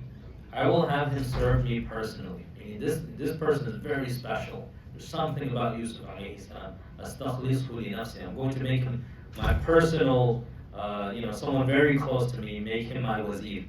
So now, he's a foreigner, he is a slave, he was accused, he was put in prison. Allah takes him out of all of that, and now he's on the top board with the king. This is literally the highest position before the king itself. Like, there's a king, and then there's his closest ministers. The king is saying, I'm going to make him one of those. And then, once he has spoken with him, from now on, you will have our trust and favor. So basically, the king says to him, you are going to be close to me, I'm going to give you a lot. Don't worry, I'll take care of you, the king is saying to Yusuf alayhi salam. So Yusuf alayhi salam, he says, put me in charge of the nation's storehouses. I shall manage them prudently and carefully. So we learn a lesson from here as well. Yusuf alayhi salam, he's saying that I am qualified for a particular position. He says, I am hafiz, I am ameen. Meaning I'm very trustworthy, and I will make sure everything is taken care of. So we can learn a lesson here that if you are qualified for something, it's not showing off when you say that I am good at this, put me in charge of this thing. If you truly are, you can make that suggestion. So he said it to the king, that I can take care of the storehouses. And this is part of Allah subhanahu wa ta'ala's plan. It was Allah subhanahu wa ta'ala who guided him towards this. So we'll see how the story unfolds because he becomes the wazir and the minister of the storehouses. Meaning, the amount that in those 7 years, right, that he prophesied, 7 years of raising a lot of crops, it's going to be stored. Someone needs to be in charge of that agriculture who will determine who gets what portion. So Yusuf alayhi salam says, make me the one who's in charge. So now what is the plan? After these 7 years is going to be another 7 years of drought. Everyone from around is going to come, and they have to go to Yusuf alayhi salam directly. The king doesn't have time for that. They're going to go to the wazir of agriculture. They go to Yusuf alayhi salam, and among them is going to be a particular group of people. So Allah subhanahu wa ta'ala says, in this way we settled Yusuf alayhi salam in that land to live wherever he wished. So now Yusuf alayhi salam, he has riches, he has wealth, he's the wazir. He's basically on top of everything. The only person above him is the king himself. We granted our mercy to whoever we will, and do not fail to reward those who do good. So Allah subhanahu wa ta'ala says that if you do good, this is what's going to happen. You may have to suffer, you may have to go through some difficulty, but this is part of the test. You have to have sabr, you have to be patient, but eventually Allah subhanahu wa ta'ala will give you many different things. And as Allah subhanahu wa ta'ala says in the Quran, وَمَنْ يَتَّقِ اللَّهَ يَجْعَلْ لَهُ مَخْرَجًا وَيَرْزُقْهُ مِنْ حَيْثُ لَا يَحْتَسِبُ. Those who have taqwa and they are aware of Allah subhanahu wa ta'ala and they obey Allah and avoid His disobedience, Allah subhanahu wa ta'ala will give them a sustenance from places they cannot fathom.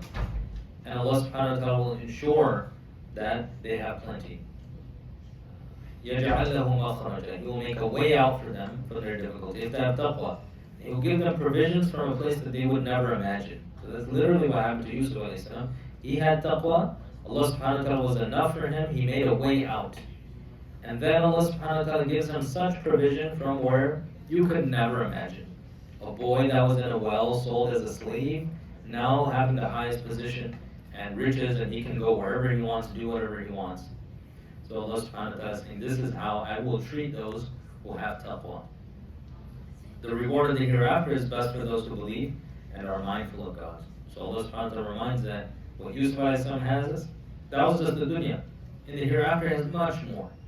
So if you have taqwa, you're going to have the dunya inshallah, and definitely the akhirah is going to be given to you. Now, the story continues. So Yusuf alayhi salam, part of the plan, this is like a huge plan of Allah subhanahu wa ta'ala. Starting from when he was in the well, Allah subhanahu wa ta'ala told Yusuf alayhi salam, don't worry, you will tell your brothers in their face what they did to you. And they won't even know who you are at that time. So all of this is just still part of that. Decades, who knows, maybe 10, 20 years, him just coming into Misr and going into that household. Then another 1, 2 decades, him in prison. A long period of time has elapsed. Now, the first 7 years passed. That was good in Misr. Then you get 7 years of drought. So we're in the second 7 years now. And this drought is so great, it spreads throughout Misr, Egypt, even in Syria. And they come from a place called Canaan. That's where Yusuf and Ibrahim settled there, in present-day Philistine. That's where they were. So the drought spread even over there. So now Yusuf's brothers, who are the family of Yaqub, by now Yaqub is extremely old. He's not capable of like moving around like this. So then the brothers of Yusuf, they need some provisions, and they hear that Misr has a lot, and they give out to people. And guess who is the minister of agriculture? Yusuf alayhi salam. So they have to come to Egypt in order to get some goods and go back to Canaan. So Yusuf alayhi salam's brothers came and presented themselves before him. He recognized them, though they did not recognize him. They only saw him when he was a child. It's been decades. He looks completely different, and he knows who they are. And of course, they present themselves like, this is who I am, this is where I come from. Oh, great, Wazir, can we have some provisions? And once he had given them their provisions, so he gives them. He says, okay, you are just like everybody else, this is how much you get. He gives them foodstuffs. He said, bring me the brother you left with your father. Meaning, I know that you're hiding information. You're supposed to bring everybody here. You're hiding information. You left a brother with your father. And that's Binyamin. So Yusuf alayhi salam, he knows that obviously. And they left Binyamin because Yaqub alayhi salam is afraid that they're going to do this again. And they did it once with Yusuf alayhi salam. He's never going to let Binyamin out of his sight. So he said, next time you come, you need to bring him. You're not allowed to hide. Have you not seen me giving generous measure and being the best of hosts? So look what I gave you. I gave you so much in the time of drought. Bring your brother next time. I want to see him. You will have no more corn from me if you do not bring him to me, and you will not be permitted to approach me. And if you try to deceive, you don't bring him next time, I'm not going to give you anything. So now they're like pressured, like, okay, definitely we'll bring you our brother. But they know that, okay, how are we going to convince our father? This is going to be an issue. They said, we shall do all we can to persuade his father to send him with us. Indeed, we shall. We're going to do our best. Our dad, he's like very strict with this brother that you're asking about, but we're going to do what we can. And imagine, they're saying like, oh, great Wazid, and we'll do our best. And Yusuf knows in his mind that these are my brothers who threw me in a well. Yusuf says to his servants, put their traded goods back in their saddlebags so that they may recognize them when they go back to their family and be eager to return. So this was part of his karam and nobility and generosity. He said, whatever they gave me, so they had to pay for some goods. They came and they paid for goods. They didn't get it for free.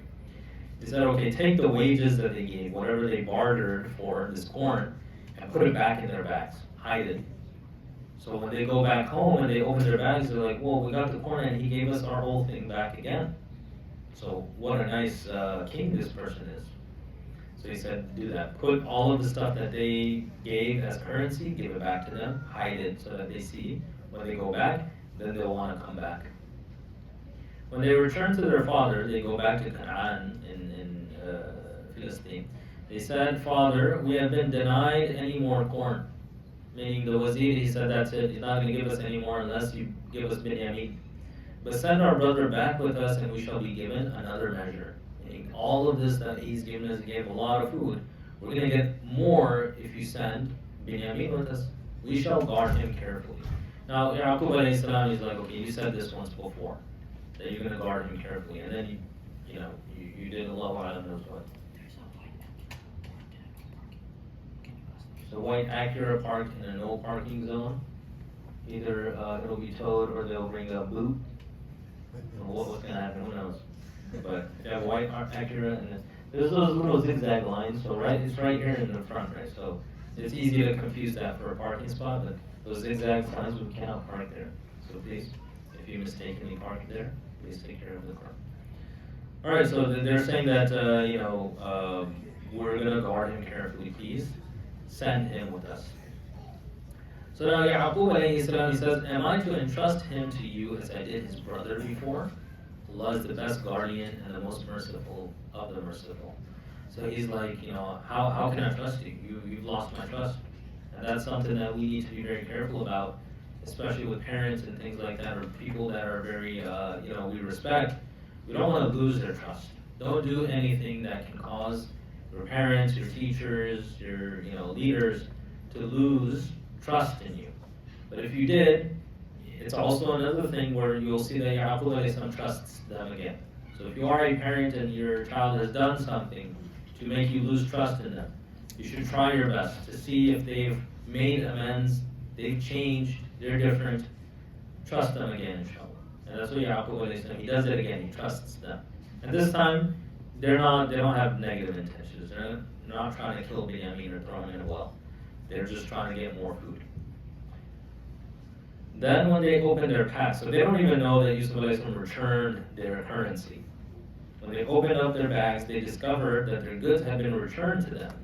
And they said, Father, we need no more goods to barter. Look, our goods have been returned to us. Meaning we can go back and we can give the same thing back. We don't even need to save up to buy more. He gave us our money back. We shall get corn for our household. We shall keep our brother safe. We shall be entitled to another camel load of grain in extra measure, so easily achieved. So all these promises, we're going to do this, we're going to do this, we're going to do this. Just give us Binyamin, and everything's going to be okay. Yaqub alayhi salam said, I'll never send him with you, not unless you swear by Allah that you will bring him back to me, if that is humanly possible. Meaning, I'll trust you only if you take an oath. Take an oath by the name of Allah subhanahu wa ta'ala. You're not going to get him so easily. The first time, they didn't have to take an oath. They lost his trust once, he's ready to trust them again, but now you have to take a qasam and an oath by the name of Allah subhanahu wa ta'ala. As according to your capability, you will try your best to bring him back. Then when they had given him their pledge, he said, our words are entrusted to Allah. So these are Muslims, as I mentioned, the children of Yaqub alayhi salam, they're Muslim. And they are serious about their deen. They're not going to take a false oath, inshallah. He said, my sons, do not enter all by one gate, use different gates, but I cannot help you against the will of God.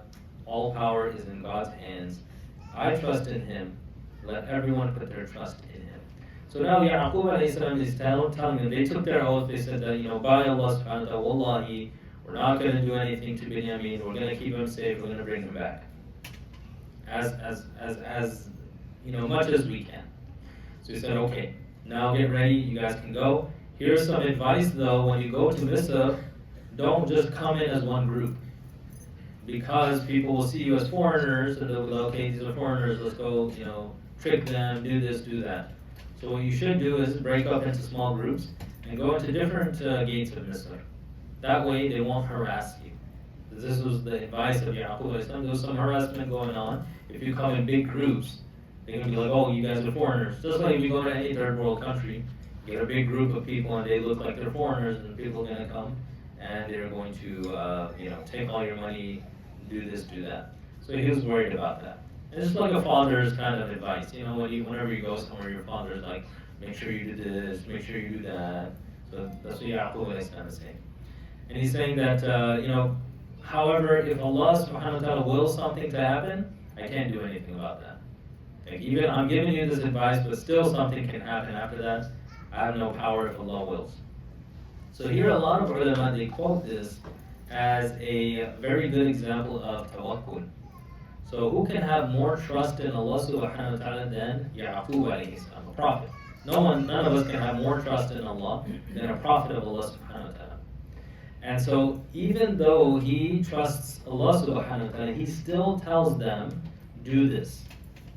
So a lesson that you and I can learn is that, okay, you don't sit in the car and be like, well, if Allah wants me to stay alive, I'm going to stay alive. I don't need a seatbelt. I'm going to drive 120, and if Allah wills, I'm going to stay alive, no problem. I did it once before too, nothing happened. So that's not going to work out. The teaching of the Quran is buckle the seatbelt, drive nicely, then if something happens, it happens. But you trust Allah and you do the action. So what he's teaching us is that taking precautions does not contradict trust of Allah. So if you buckle the seatbelt, that doesn't mean you don't trust Allah. If you, are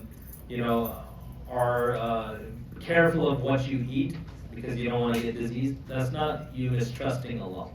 It's what Allah subhanahu wa ta'ala wants.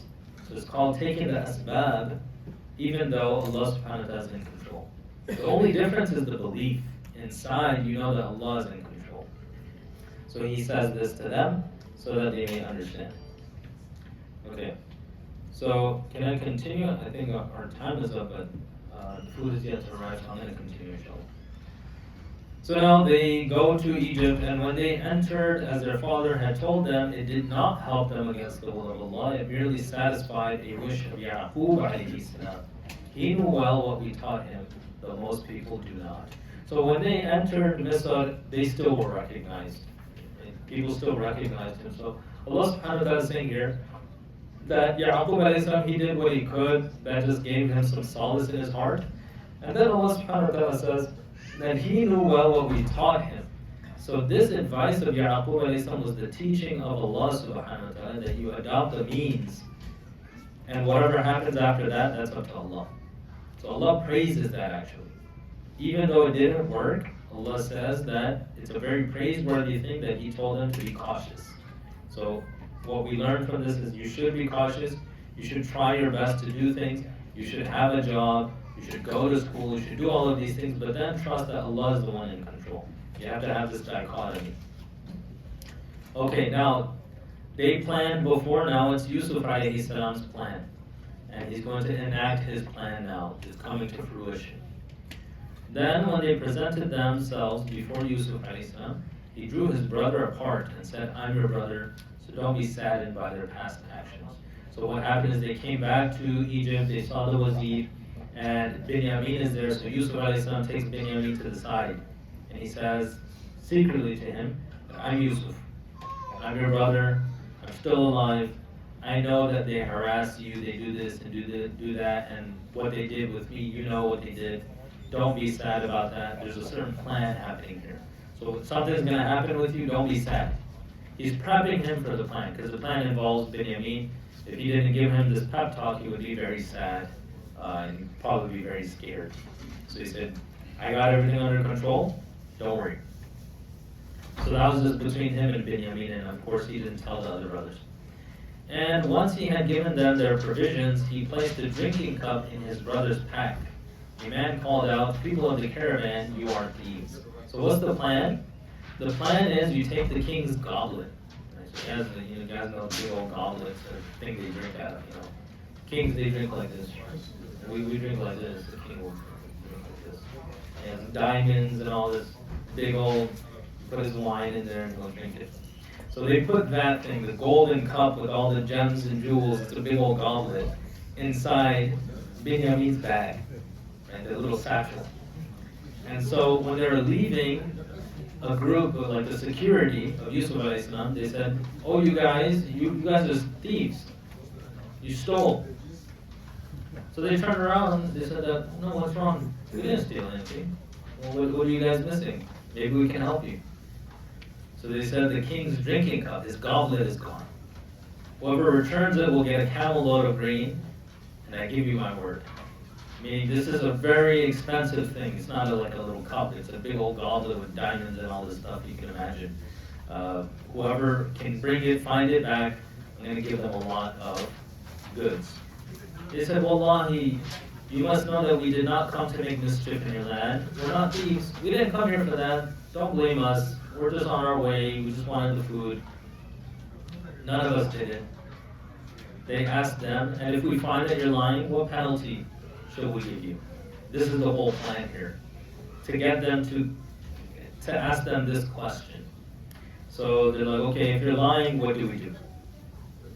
So they said, okay, the penalty will be the person in whose bag the cup is found. This is how we punish wrongdoers. So what happened here is, in Egypt, the law is different than in Canaan. Canaan, the law was pretty strict. If you're caught stealing, then the penalty, like in Islam now, if you're caught stealing and the item is in a safe position, like a lock or something like that, and it's worth more than like $100 or so, then in Islamic State, your hand will be cut off. That's the Islamic law found in the Quran. But their law was different. If you're caught stealing something, you become a slave of the person that you stole from. But in Egypt, that wasn't the law. Egypt was some other law. You go to prison. Now, Yusuf alayhi salam, he wants to kind of put them in a certain situation, but it won't work if they apply the Egyptian law. They need to apply their law. So they put them, he asks them certain questions. Okay, you're lying. If you're lying, what is the penalty? They said, okay, in our land, this is how we do it. But we're not going to need that because we didn't steal anything. So now, Yusuf alayhi salam started searching their bags first. He knows, of course, it's in Binyamin's bag. He's just trying to show, okay, where is it? Then he looked in Binyamin's bag. He pulled it out from his brother's bag. Well, there's a goblet. In this way, we devised a plan for Yusuf. If Allah had not willed it so, he would not have detained his brother as a penalty under the king's law. Meaning that if they were to apply the law of Egypt, he would not be able to keep his brother back. And what's the whole plan? Why does he want to keep Binyamin back? The whole plan is to reunite with Yaqub alayhi salam eventually.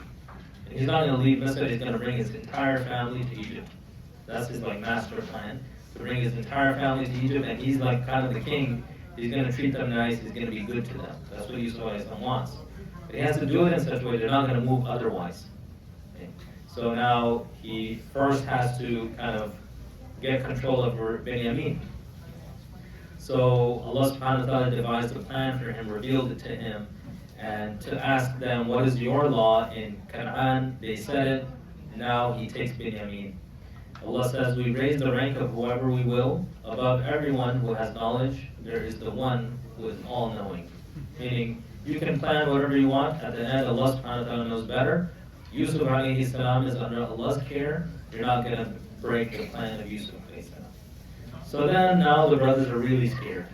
They're like, out of all the guys, like, if the goblet was in any of the other brothers' bags, it would have been fine. But this one is going to just really mess with Yaqub alayhi salam, because he loves him so much. So they said, now, notice what they're saying here. If he's a thief, then his brother was a thief before him. They're saying, okay, his actual brother, like his, mother and father, 100% brother, there was another thief before him. Yusuf. They're referring to Yusuf alayhi salam. They're talking to Yusuf alayhi salam, and they're referring to Yusuf alayhi salam. So what are they talking about here? This was the story that's, predates the entire surah. The story was that Yusuf alayhi salam had an aunt, and she loved him a lot. And so she wanted to keep him. So she put some kind of item in his bag so that it would seem like he stole, so that she can keep him. Because in their place, if you steal, then you become the slave of the person. So they said that he stole before. So they're referring to the story that he was framed a long time ago by his aunt. So he says here, if this Binyamin is a thief, then it's in their blood. It's not from Yaqub alayhi salam's side, it's from his mom. He did it, his brother stole before too. But what a bad thing to say. So then it says, Yusuf kept his secrets and did not reveal anything to them. He said, you are in a far worse situation. God knows best of the truth of what you claim.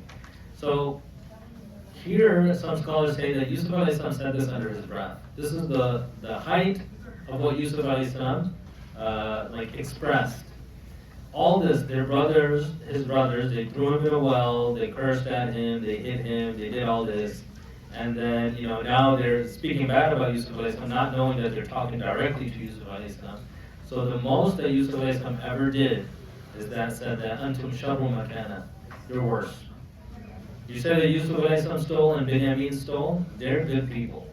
You're worse than them. That's all he said. He never cursed his brothers, he never hit them, he never took retribution. And you'll see how he treats them later on. He treats them like kings, gives them forgiveness. But that's the tolerance of Yusuf alayhi salam. So tolerant, never even said anything. This is the maximum he said. You're in a worse situation than who you're talking about. So it teaches us a lot of tolerance. So then they said, oh, mighty governor, he has an elderly father. Take one of us in his place. We can see that you're a very good man. Meaning his dad loves him so much, it's going to crush him to know that he's in this. And then we took an oath by Allah, we'll bring him back. Any one of us, just choose us. You're a good man, we know that you'll have sympathy. He said, God forbid that we should take anyone other than the person on whom we found our property. That would be unjust of us. He says, your land, and in your land this is the law, that whoever took the item, you have to take them as a slave. You said it yourself. You chose your own punishment. Why would I take someone else? That would be unjust. I have to take Binyamin. So now, this is what happened. Yusuf alayhi salam takes Binyamin. They realize that he's not going to budge, and they're in no position to tell this minister of the king what to do. So now they lose hope. When they lost hope of persuading Yusuf alayhi salam, they withdrew to confer with one another, to make a mashwara. What do we do? We said, Wallahi, we're going to bring Binyamin back. We took an oath. We're just confused now. The eldest of them, so remember Rubil in the very beginning, he said, don't throw him or throw him in a well, don't kill him. So he's the one now. He says, do you not remember that your father took a solemn pledge from you in the name of God, and before that you failed in your duty with regard to Yusuf? So he's like disparaging them. You guys messed up before, now you did it again. He's blaming all of them. I will not leave this land until my father gives me leave or God decides for me. He's the best decider. So now Rubil is like, I'm not going back. I'm not about to go back to Yaqub alayhi salam like this. He feels it the most. So like after Yusuf alayhi salam and Binyamin, you can say Rubil, he has like a conscience, more, and he feels very embarrassed for what happened. He said, I will not go back to Canaan. You rest. The 10 of you can go. I'm not going to go. So go back to your father and say, your son stole. We can only tell you what we saw. How could we guard against the unforeseen? So Rubil is the leader, he's the oldest one, but he says, I'm not going back, you guys go back, tell Yaqub alayhi salam what happened, and tell him, how could we prevent this? Binyamin stole the thing, what can we do about it? Ask in the town where we have been, ask the people of the caravan we traveled with, we are telling the truth. To verify the truth, ask all the people that we're with, we're not lying, we're not trying to deceive you. So go back and tell Yaqub alayhi salam what happened. So now they go back. Rubil stays in Misr, just around, and Binyamin is with Yusuf alayhi salam. So now they go back. They tell Yaqub alayhi salam. So now Yaqub alayhi salam, before he said that you guys are not telling the truth, and that was true. Now he doesn't trust them. They are telling the truth this time, but he says no. Your souls have prompted you to do wrong. You planned this as well. You want to take Binyamin away, and now Rubil is gone too. But it is best to be patient. So he's patient again. May God bring all of them back to me, meaning all of the three. He's still remembering Yusuf. So he believes Yusuf is alive. He has hope. After decades, and then, he was a little boy and he was just lost. Who knows, 40, 50 years has passed. He said, bring them all back to me. Binyamin, Yusuf, and Rubil.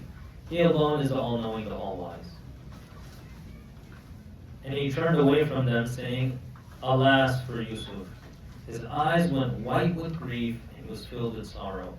And Yaqub alayhi salam was so grief-stricken, but he is very strong in front of people.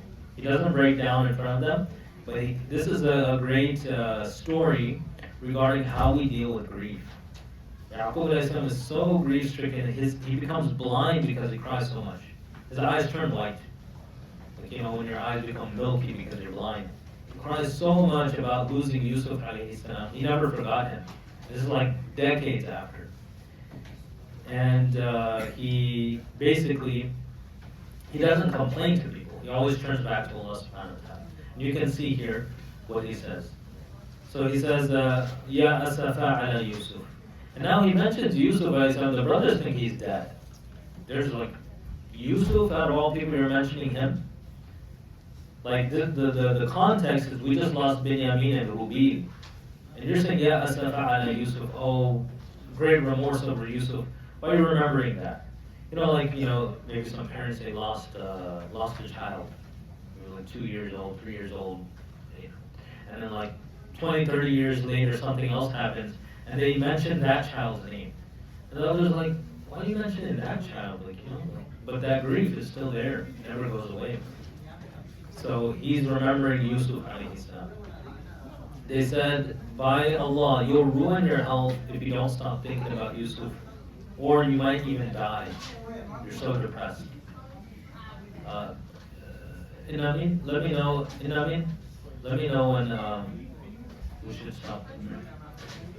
The food's getting crap, so everybody's hungry.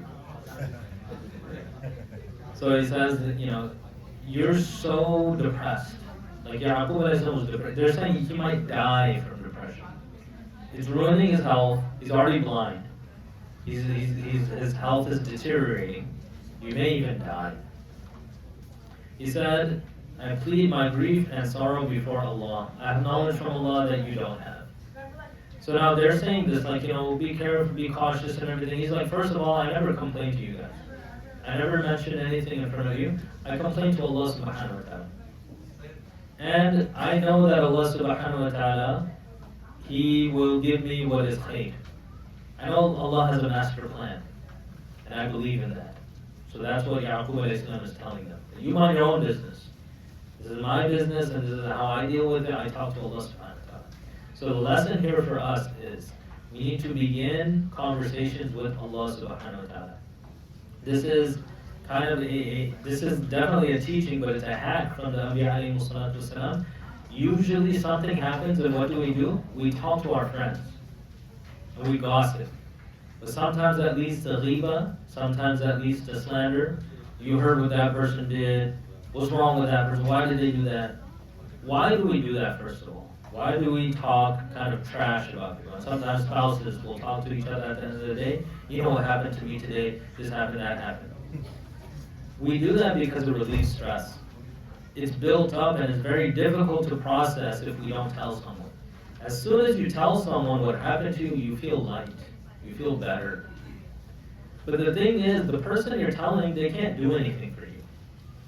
They just can absorb. Sometimes they'll give you a solution, sometimes not. Sometimes they'll disagree with you. Sometimes they'll listen. And that's good. But why not mention this to someone who can also do something about it? So not only do you get the stress relief, because you need to talk about it. What Yaqub alayhi salam teaches us here is don't talk to any other person about it, talk to Allah about it. But because we don't have a relationship with Allah, we don't make dua, we don't talk to Allah like that. Like He's teaching you to talk to Allah. And not just say, oh, Allah, I want this, I want that. What if a person comes to you and says, can I get $10? Or let's say there's a father, his son just comes, $10, I need a permission slip, ride to school. That's all he says, whatever he needs. Apple juice. He never says, how are you doing? How's everything? How's your day? Or this is what I went through. Never talks to his father. That's going to be a damaged relationship. Similarly, the way you and I make dua, sometimes we don't talk to Allah. Car, Jannah, person sick, help me, I don't feel good, I'm hungry. What about, Ya Allah, this is what's happening to me. You are the creator of the heavens and the earth. You have knowledge of everything. You are the most merciful. You are the one who has showered me with all the bounties that I have. I can never repay you. What about that kind of conversation? So this is what Yaqub alayhi salam says, to have conversations with Allah. We're not talking about just dua as requests, but conversations with Allah. And sometimes, astaghfirullah, we shouldn't feel silly. If you feel silly, that means where's your iman? Allah is listening. So don't feel silly like I'm talking to nobody. You're not talking to nobody, you're talking to Allah. He listens more than anyone else. So if Allah's listening, but we do not say anything to Allah, how unfortunate. So this is a huge lesson for us to take from Yaqub alayhi salam. He says, إِنَّمَا أَشْكُو بَثِّي وَحُزْنِي إِلَى اللَّهِ. I complain about my grief and my difficult situation to Allah. No one else. And And that's what gives you true strength. When you don't complain to other people. We have the habit of continuous complaint. Everyone around us knows our complaint. Why is it like this? Why is there no salt in the food? Why is this and that? Or how come no one cleaned up? We should complain to Allah subhanahu wa ta'ala. And notice how he treats his kids, remember? He doesn't say anything about them. They put his son in a well, and he was like, okay, I'm going to be patient.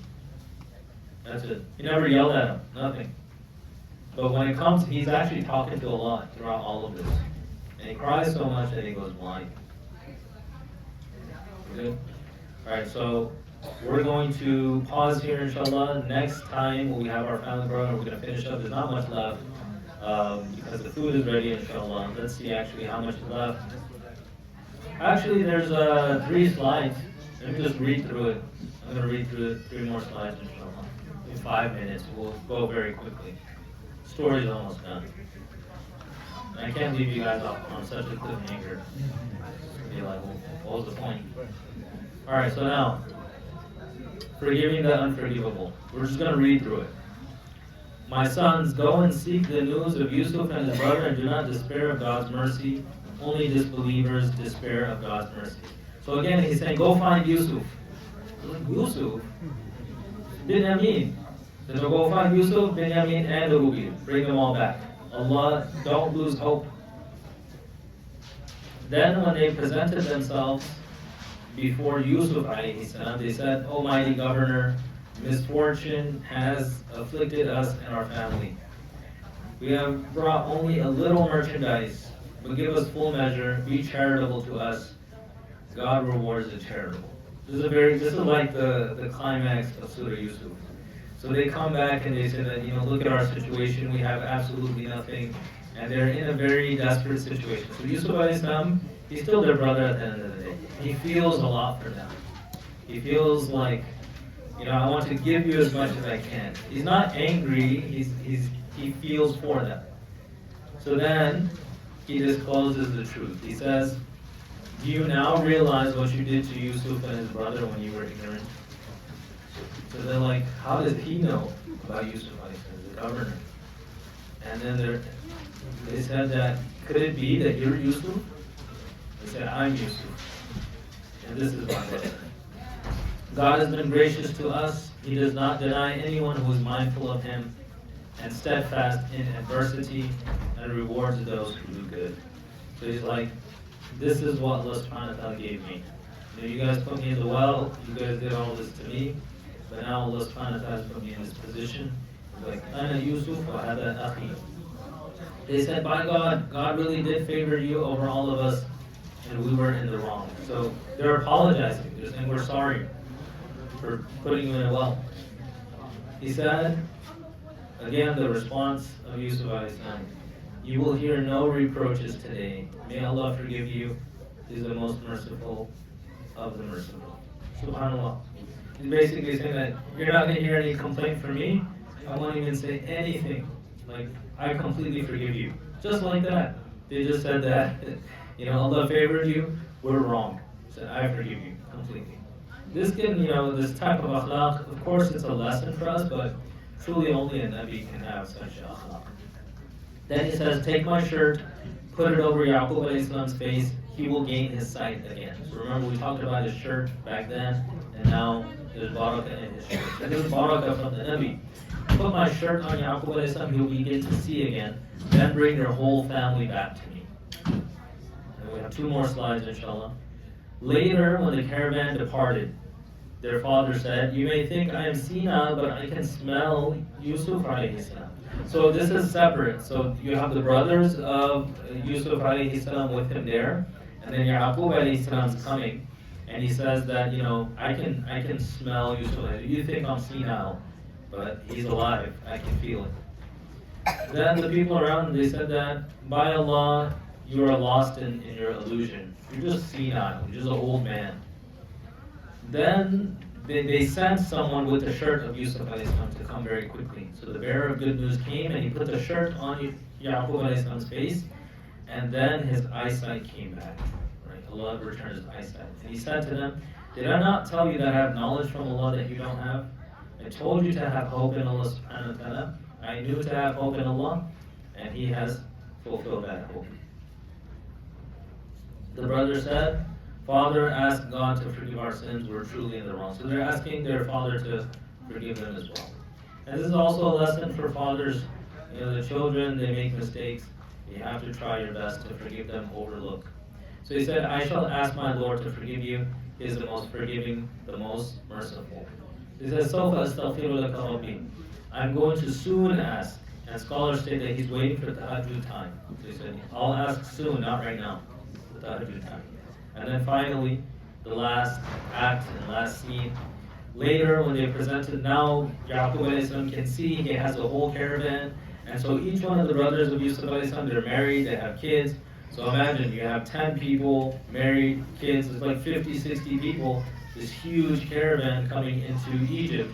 And Yusuf alayhi salam reunited with his family once again.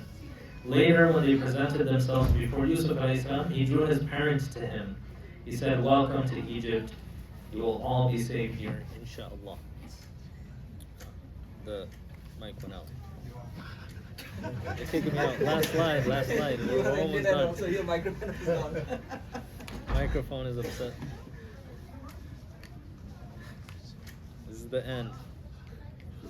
Looks like microphone was tired. Yes. No, we're not tired. Inshallah. No, we try. We try to be according to time. So rarely this happens, but if I'm right at the end, very difficult. So now he says, "Welcome to Egypt," and now he's like second in charge in Egypt. Imagine they're coming from poverty in Philistine area. He has gold and riches, and Egypt is a kingdom here. He's basically a king. He's like, "Come, enter. You have everything you want." And so the same brothers that put him in a well and did all of this to him, he's saying, you have riches, you have everything. Take everything. This is what's called karam and nobility and generosity. And then he took his parents up to his throne. He had them sit. And then all of them, they bowed down to him. So now in previous Shariahs, doing sajda to a person was okay. It was allowed.